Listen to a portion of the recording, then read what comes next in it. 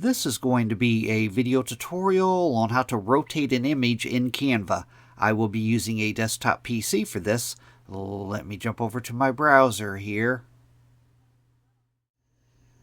I have Canva opened up on my browser now. I have a PNG image here. To rotate an image in Canva, only thing you need to do is left click on the image to select it.